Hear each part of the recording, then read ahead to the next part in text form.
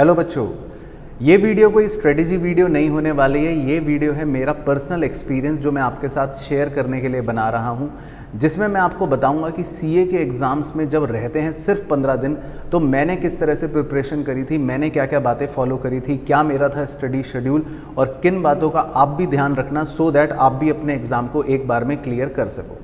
देखो, अब आपके एग्ज़ाम्स में बचे हैं मुश्किल से सिर्फ 2 हफ्ते का समय।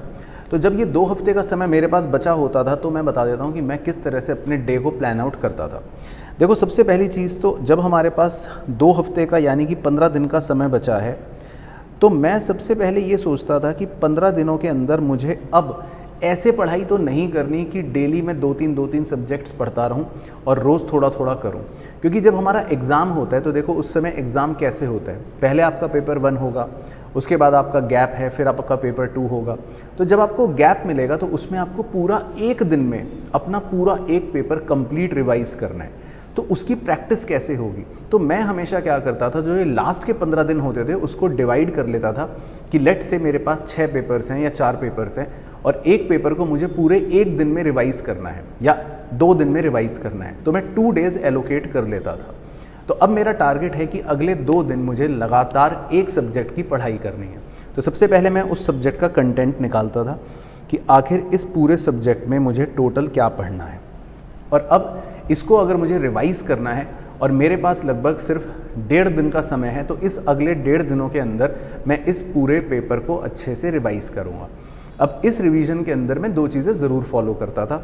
सबसे पहली चीज़ तो कि जो हमारा कंटेंट है उसमें एक होता है जो हमारा कॉन्सेप्ट या थ्योरी होता है, जिसको आप ऊपर से सिर्फ देख सकते हो, अब जिसको ऑब्वियसली आपको लिखने की ज़रूरत नहीं है। आपने किसी भी पेपर के अपने कॉन्सेप्ट से थ्योरी को देखा, चाहे प्रैक्टिकल पेपर हो या बेसिक पेपर हो, उसमें आपको पता लग जाएगा कि ये मेरा कॉन्सेप्ट है।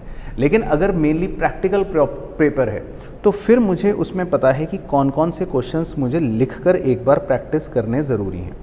अब सारे क्वेश्चंस ऑब्वियसली टाइम इतना कम है, हम नहीं कर सकते, तो इसीलिए जब हमने पहले स्टडी करी होती है तो उसमें मैं भी मार्क कर लेता था कि कौन से क्वेश्चंस इंपॉर्टेंट है या कौन से क्वेश्चंस ट्रिकी हैं या कौन से क्वेश्चंस बड़े हैं। तो मैं सिर्फ प्रैक्टिस उन्हीं क्वेश्चंस की करता था। लेकिन अगेन क्योंकि टाइम कॉन्स्टेंट बहुत कम होता है तो मेरे को प्रैक्टिस को कट शॉर्ट करना ही पड़ेगा, और यही स्किल इस समय हमारी डेवलप होती है। क्योंकि जब एग्ज़ाम में आपको एक दिन का गैप मिलेगा तो बहुत सारे बच्चों को उस समय प्रॉब्लम आती है कि अब हम कैसे करें, क्योंकि एक दिन में क्या पढ़ना है क्या नहीं समझ नहीं आ रहा। तो उसी का एक तरह से मॉक ड्रिल आपको अभी करना है और ये हेल्प करता है। तो मैं हमेशा क्या करता था कि 1.5 दिन या 2 दिन में अपना टारगेट बना लेता था कि पहले मुझे अपना कॉन्सेप्ट और थ्योरी जो है उसको एक बार गो थ्रू करना है पूरे सिलेबस का, जो लगभग आधे दिन में हो जाता है, और रिमेनिंग एक दिन में मेरे को प्रैक्टिस करनी है उन्हीं क्वेश्चंस की जो मैंने मार्क कर रखे हैं, इंपॉर्टेंट हैं, ट्रिकी हैं। और लास्ट में जो मेरी तैयारी के आखिरी 3 घंटे या 4 घंटे होते थे उसमें मैं एक पेपर सॉल्व करने की भी कोशिश करता था। अब देखो, इसमें आपको करना क्या है, जब आप अपने डेज को इस तरह से डिवाइड करते हो तो मैं अपनी पढ़ाई के समय में डेली 4 एक मेजर बड़े चंक्स बना लेता था। फॉर एग्जांपल, मैं अगर आपके साथ अपना टाइम टेबल शेयर करूं तो मैं मॉर्निंग में सुबह जल्दी उठने वाला बच्चा हुआ करता था, तो मैं अपना पढ़ाई का एक सबसे क्रूशल स्लॉट जो है वो मॉर्निंग आवर्स में रखता था। लेट से सुबह मैंने 2 से ढाई घंटे की पढ़ाई करी जिसमें मेरा फोकस होता था थ्योरी पर यानी कॉन्सेप्ट्स पर, जिसमें क्योंकि सुबह लर्निंग पावर थोड़ी सी ज़्यादा रहती है, कंसंट्रेशन से हम पढ़ते हैं, वो चीज़ें रिटेन रहती हैं, और जब पूरा दिन आगे बढ़ेंगे उसी पर बेस्ड हमें सारे प्रैक्टिस क्वेश्चंस करने हैं, सारी पढ़ाई करनी है। तो सबसे पहले सुबह उठ के कॉन्सेप्ट्स और थ्योरी उसको अच्छे से गो थ्रू करता था। उसके बाद जो मैंने एक ब्रेक लिया अपने डे टू डे रूटीन काम के लिए, 1 घंटे के ब्रेक के बाद जब मैं अगला पढ़ाई का स्लॉट बनाता था वो 2.5 से 3 घंटे का रहता था, जिसके अंदर मैं अपने पेपर की प्रैक्टिस करता था, अपने चैप्टर्स का जो डिवीज़न है उस हिसाब से इंपॉर्टेंट क्वेश्चंस को लिखकर प्रैक्टिस करता था। उसके बाद अगेन मैं फिर ब्रेक देता था। लेट से मैंने लंच कर लिया और मैंने ब्रेक टाइम दे दिया 1 से 1:30 बजे तक का। अब यहाँ पर सबसे इंपॉर्टेंट चीज़ है, एक पहला प्रो टिप आपको बताता हूँ शेड्यूल के बारे में। देखो, एक चीज़ मैं रेगुलर करता था, हमारा जो एग्ज़ाम होता था वो होता था 2 बजे से लेकर 5 बजे तक। अब जब हम एग्ज़ाम में 2 बजे से 5 बजे तक पेपर में बैठते हैं तो हमें वहाँ पर टेबल चेयर पर बैठना पड़ेगा, और चाहे आपको कितनी भी नींद आती हो रेगुलर डेज में इस समय, या चाहे आप कुछ भी इस समय कर रहे हो, एग्ज़ाम में आपको पता है कि 2 से 5 ना तो आप कुछ खा सकते हो, ना उस समय आप सो सकते हो। उस समय आपको टेबल चेयर पर बैठकर लिखना है, लिखते रहना है, पेपर छूट ना जाए, कितना डर रहता है। तो इस चीज़ की ट्रेनिंग करने के लिए मैं हमेशा अपना 2 से 5 का टाइम ज़रूर लिखने वाला रखता था, और वो भी टेबल चेयर पर बैठकर, यानी कि जो एग्ज़ाम एनवायरनमेंट है उसी एनवायरनमेंट को अपनी बॉडी के साथ एक्सपेरिमेंट रखने के लिए मैं घर में भी वही माहौल बनाकर रखता था, टेबल चेयर लगाकर बैठकर ही पढ़ाई करता था। ये चीज़ आपको बहुत ज़्यादा हेल्प करती है।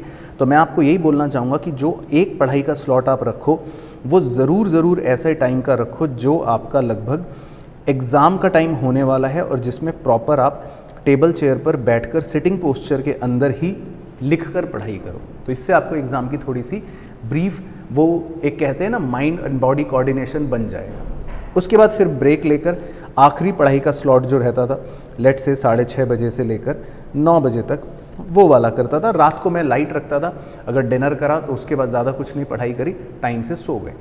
6 से 7 घंटे की स्लीप लेना मेरे को लगता था कि ज़रूरी है, क्योंकि कहीं ना कहीं जब हम फ्रेश रहते हैं तो पढ़ाई अच्छी रहती है। अब इस तरह से तो हमारा ये हो गया डेज़ का डिवीज़न जो मैं फॉलो करता था। 2 दिन में एक सब्जेक्ट की तैयारी करता था। दूसरी इंपॉर्टेंट चीज़ इसके अंदर है, जो शेड्यूल मैंने आपको बताया, आपके एग्ज़ाम में कैलकुलेटर अलाउड होता है।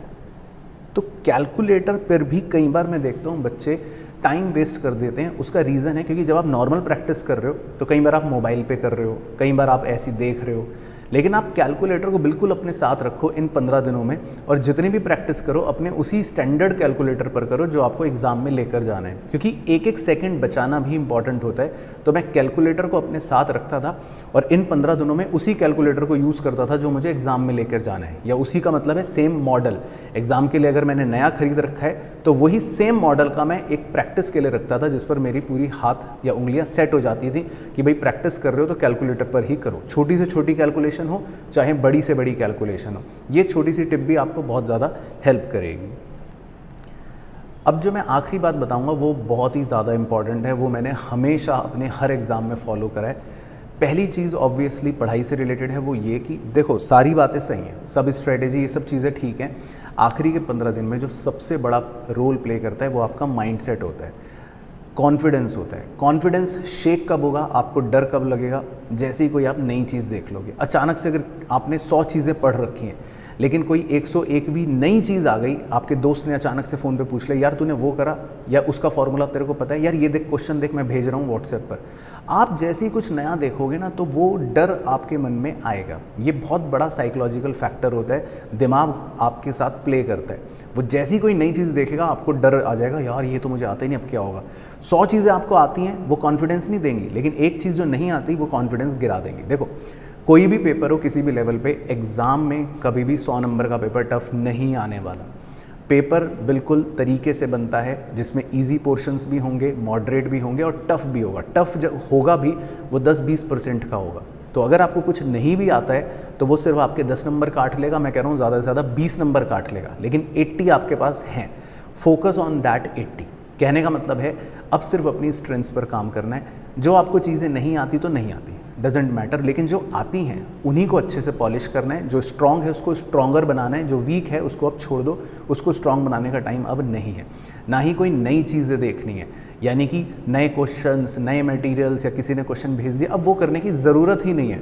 टू बी ऑनेस्ट मैंने तो कभी नहीं करा, तो इसीलिए मैं सजेस्ट भी नहीं करता। और जो इसी के साथ सबसे बड़ी कॉम्प्लीमेंट्री चीज़ जो मैं फॉलो करता था वो है आपकी हेल्थ। वो बहुत ज़रूरी है। बिल्कुल बाहर का खाना मत खाओ, आपको खुद अपनी बॉडी के बारे में पता है। हाइड्रेशन रखना बहुत ज़रूरी है, क्योंकि मैंने ऐसे ऐसे दोस्त मेरे थे, ऐसे ऐसे बच्चे मैंने देखे हैं, स्टूडेंट्स भी, जिन्होंने एग्ज़ाम के प्रेशर में खाना पीना या तो बंद कर दिया, स्लीप इनएडिक्वेट हो गई, उल्टा सीधा खाना शुरू कर दिया तो तबीयत ख़राब हो गई। एग्ज़ाम तक अच्छी तैयारी कर रखी थी, सब कुछ अच्छा बढ़िया चल रहा था, लेकिन एग्ज़ाम डे से मान लो एक दिन पहले बीमार हो गए या एग्ज़ाम वाले दिन बीमार हो गए, आंखें काली हो गई, सो नहीं पाए, कुछ भी रीज़न की वजह से अटेम्प्ट बेकार हो गया। हाइड्रेशन रखना है, मेरी बात को समझना बहुत इंपॉर्टेंट होता है। माइंड जितना हेल्दी रहेगा, बॉडी जितनी सही रहेगी, सब कुछ बढ़िया बढ़िया चलेगा। घर का बिल्कुल प्रॉपर खाओ, कोशिश हो सके तो जितना हेल्दी खा सकते हो उतना हेल्दी खाओ। थोड़े बहुत अपनी डाइट के अंदर बादाम या अखरोट इंक्लूड कर लो।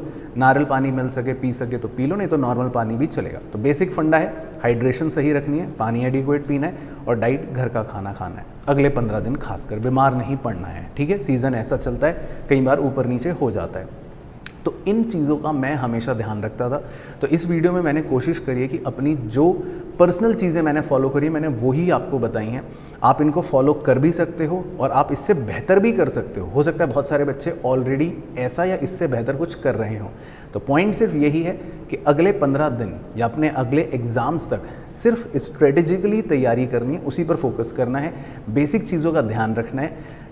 डरना घबराना तो बिल्कुल भी नहीं है, कॉन्फिडेंस रखना है अपनी तैयारी पर। और जैसा मैंने आपको बोला, नंबर अगर कटेंगे भी, टफ कुछ आएगा भी, तो वो 20 से ज़्यादा नहीं आएगा। आपके 20 अगर कट भी गए, don't worry, 80 is in your hands. इस बात को हमेशा ध्यान रखना अपने एग्ज़ाम में कि 80 इज़ इन योर हैंड्स। तो आप 80 में से ज़रूर अच्छा स्कोर कर सकते हो। बस करना क्या है, उस 80 को स्ट्रॉन्ग से स्ट्रॉन्गर बनाना है, स्ट्रॉन्गर से स्ट्रॉन्गेस्ट बनाना है, उस पर फोकस करना है, ठीक है। मेरी तरफ से बहुत बहुत बेस्ट विशेस। कोई भी क्वेरी हो नीचे ज़रूर कमेंट करके मुझे बताना, वीडियो कैसी लगी हो वो भी ज़रूर बताना और अपने सभी दोस्तों के साथ शेयर कर देना। आपके एग्ज़ाम के लिए मेरी तरफ से आपको बहुत बहुत बेस्ट विशेस।